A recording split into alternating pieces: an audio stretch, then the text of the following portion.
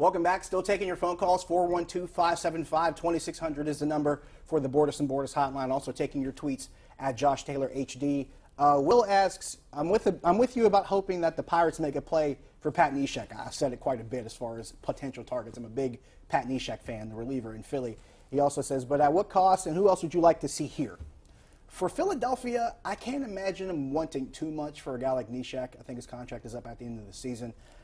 For a reliever like Neshek, who actually is pretty good, probably a mid to high level prospect. I find it hard to see more than one for a guy like Neshek, but there have been some teams that have held teams over a barrel to get a lot more for relievers. We've seen it in the past. I'd say one mid to high level prospect, maybe two of that caliber. As far as anything else I'd like to see added, I wouldn't mind seeing another starting pitcher added to this group. Granted, I say that as Trevor Williams is holding Colorado to 3 runs in 5 innings at Coors Field, which is not that easy to do.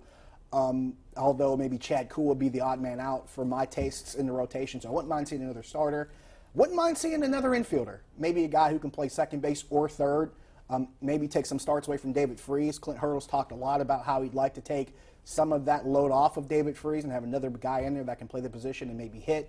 But there's a lot of teams that are out there looking for third baseman. St. Louis is looking for one. Boston's looking for one. They're even inquiring about Josh Harrison probably. So that's one that they're taking a look at. So third base is one where the asking price might be a little bit high, but that's something I want to see also. Let's go back to the phone lines. Let's go to Jerry in Hempfield. Jerry, you're on the Nightly Sports Call. Hey, Josh, with this Le'Veon Bell, he made $900,000 last year, and the Steelers offered him $12 million this year, $13 million next year, and $14 million next at 3 years, guaranteed $39 million. We're not talking signing bonus or anything. Now that's pretty good money for 3 years, okay?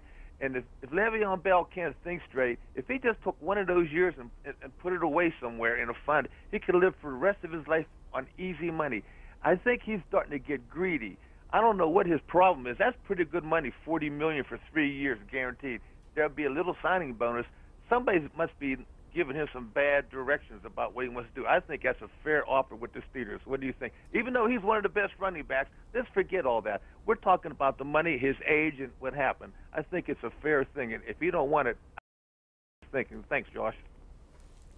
A lot in one question.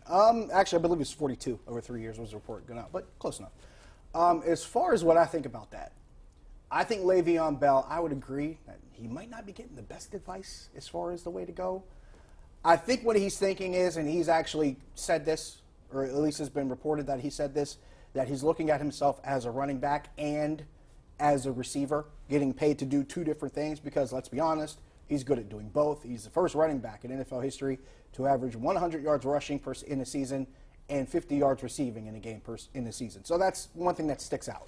It's kind of like the Jimmy Graham scenario. If you remember back when Jimmy Graham was still with the New Orleans Saints, a tight end who wanted to be paid as a receiver, and there was a lot of back and forth about that, whether or not he would be paid as a receiver or whether or not he would be paid as the highest paid tight end in the league.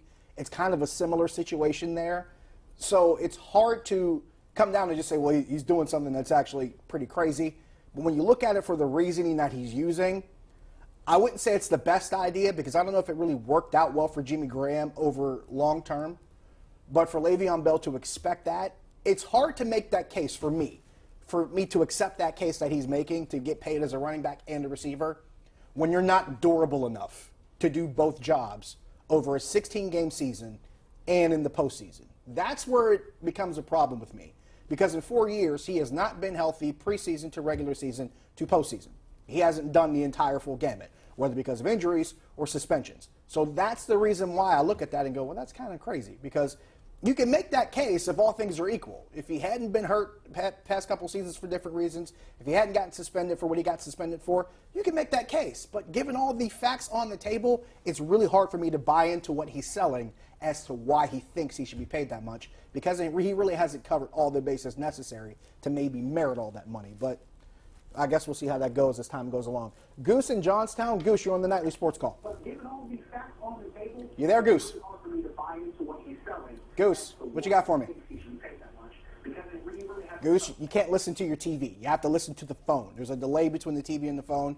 You got to listen to your phone. So call back and listen to the phone when you call back so I can catch you in real time. Otherwise, you're going to bog things down.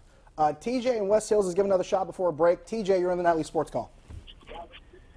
Yeah, Josh, I wanted to throw an idea out at you.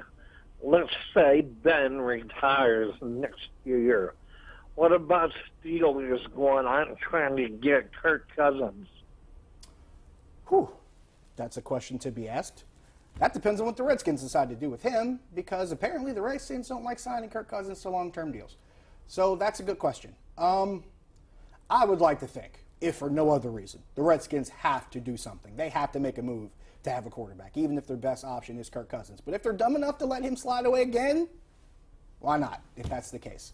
I'd like to think Washington might learn their lesson. Got to take another break so we can wrap up. See you in a minute. The Allegheny Health Network Nightly Sports Call is brought to you by the Allegheny Health Network and by Number One Cochrane. Go one better.